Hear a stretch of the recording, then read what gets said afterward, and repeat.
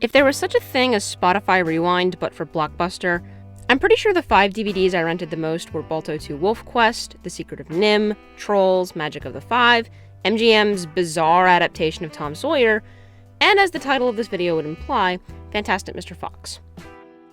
It's a great movie, and this is not an unpopular opinion. Wes Anderson caught lightning in a bottle with this film, and I think if it wasn't released in 2009, it would have won away with the Oscar for Best Animated Feature. But alas, its competition included The Princess and the Frog, Coraline, and Up, so its consideration was practically dead on arrival.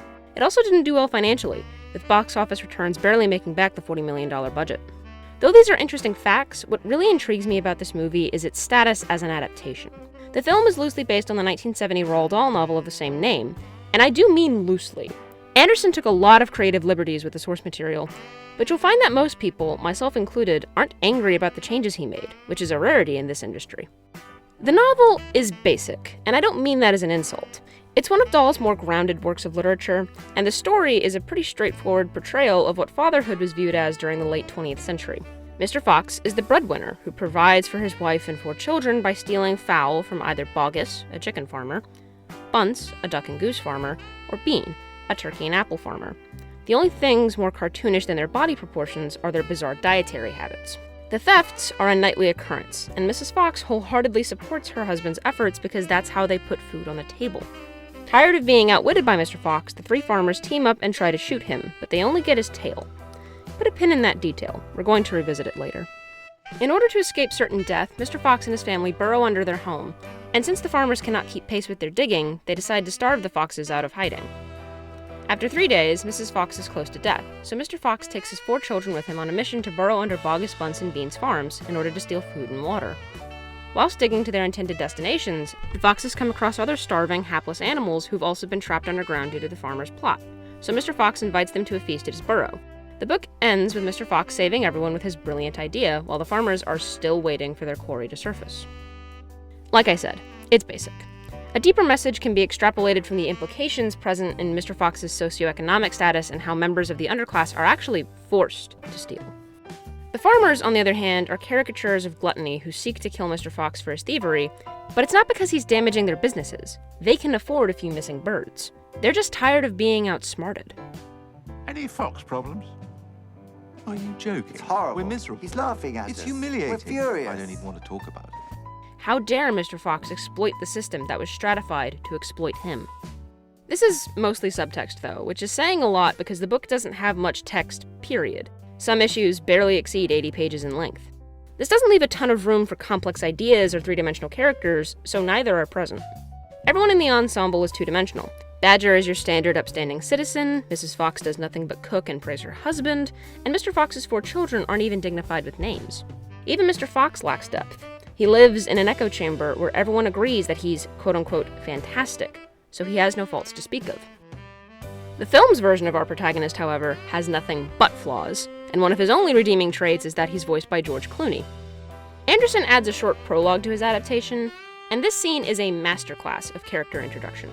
We open on Mr. Fox alone on a hilltop dancing to the ballad of Davy Crockett, King of the Wild Frontier. Pay special attention to the word wild. It's going to make several key reappearances throughout the film. After the song dies down, his wife Felicity approaches and the 2 embark on a heist together. They almost make a clean break, but Mr. Fox's arrogance gets them stuck in a fox trap, and Felicity makes him promise to stop stealing birds if they survive their current situation for the sake of their unborn child. The equivalent of 12 years pass, and we find Mr. Fox in the throes of a full-blown midlife crisis. His relationship with his son is non-existent, his finances are in a dismal state, and he authors a newspaper column that no one bothers to read. Such is the nature of being a writer, I suppose. Whereas Dahl's book flirted with the subject of poverty, Anderson's movie has married it. I don't want to live in a hole anymore. It makes me feel poor. We are poor, but we're happy. Come see, come sa. I believe the subtext here is rapidly becoming a text. Mr. Fox then buys a house he can't afford and recruits professional cinnamon roll Kylie Opossum to help him commit 3 final heists against the infamous Bogus, Bunce, and Bean, whose massive farms he can see each time he looks out one of his windows. It's as if they're taunting him with their wealth. This is a crucial reframing of the events from the book. Whereas his novel counterpart needed to steal from the farmers in order to feed his family, George Clooney Fox invites unnecessary danger into his life through a desperate attempt to live out his glory days. It's a conflict that's uniquely human, which is ironic considering that most of the characters are anthropomorphized animals. Mr. Fox can't let go of the idea that he is a wild animal, dominated by primal instincts. My child, we may be evolved, but deep down, we are still animals. What the heck? Who put this Zootopia clip in here? I'm trying to talk about an actually good movie. Why? Why did you lie to me? Because I'm a wild animal. That's better. This misconception Mr. Fox has about himself is reflected in his phobia of wolves, which he frequently advertises. Yeah. Back in the old days, didn't we used to do a thing where if somebody saw a wolf, we would all... Wolf? What wolf? He isn't really afraid of wolves, though. He's afraid of losing what they represent: freedom. The lone wolf isn't constrained to a dead-end job, a dissatisfied existence, or a family that demands important personal sacrifices from him. Speaking of that family, now would be a good time to talk about Ash. Mr. Fox's 4 children are consolidated into a single offbeat son for the movie. Ash is, ironically, the only character to see Mr. Fox as fantastic, and this idolization can be seen every time he says, "I want to be an athlete." Ash wants to live up to his father's legacy, but when his parents agree to foster his cousin Christopherson, his inadequacy complex only grows. That's the first time this kid's ever swung a whack bat? He really is your father's nephew, isn't he? Not by blood. No? He's from my mother's side. Oh, yeah. Since Mr. Fox's 4 children don't have distinguishable personalities, Christopherson doesn't have a book counterpart, and thus is completely unique to the film. In many ways, he's the linchpin in the thematic cohesion of the movie.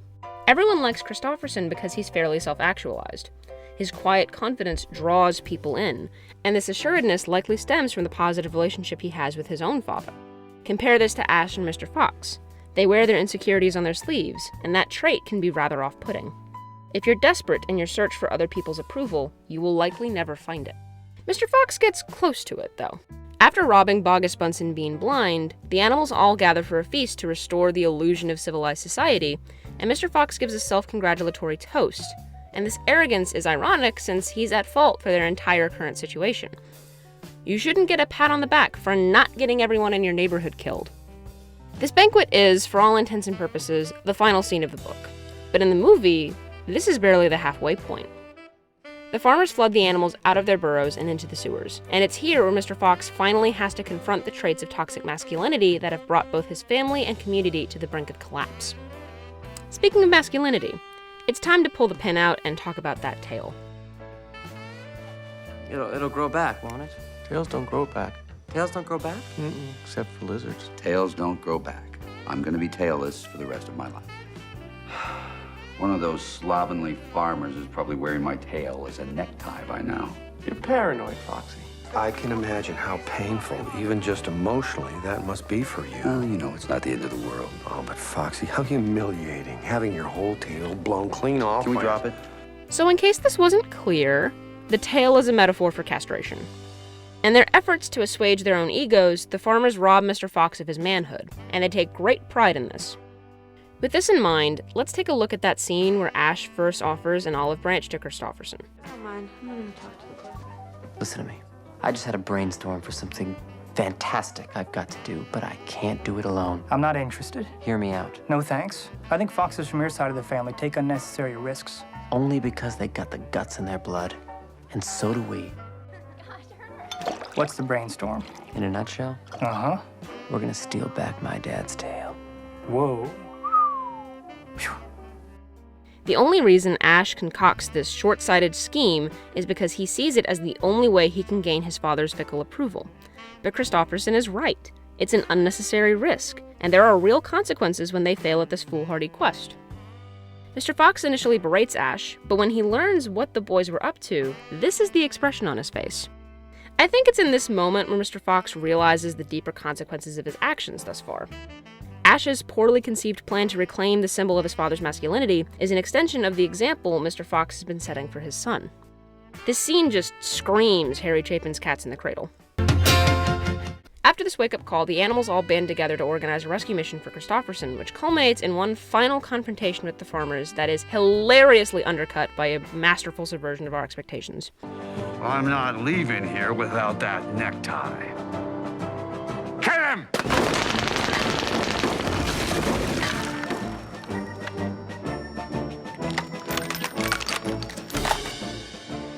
Actually, we should just go.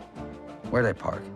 Ironically enough, it's this willingness to let go of what his tail represents that allows Mr. Fox to reclaim it, albeit slightly mangled and now fully detachable. On the way back, the four men come across a wolf, which allows Mr. Fox to confront his phobia as well.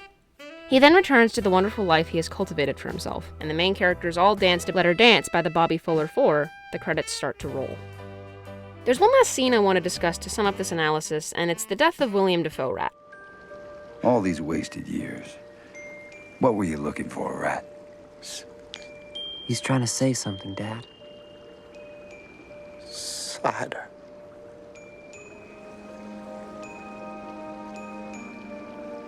Here you are, Rat. A beaker of Bean's finest secret cider. Like melted gold.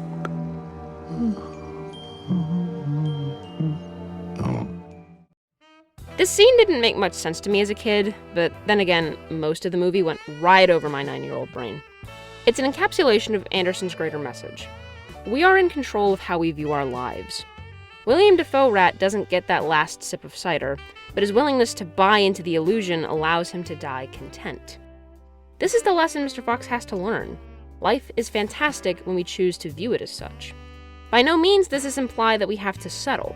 That would be a fairly cynical and probably wrong interpretation of the word. Simply put, one should appreciate what they have rather than dwell on what they've lost.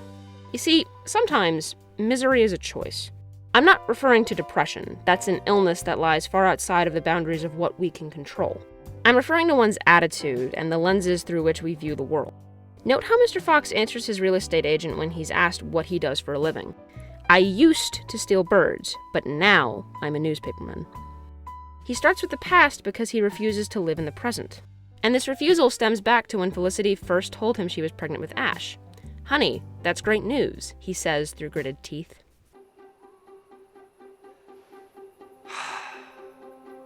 Who am I, Kylie? Who, how? What now?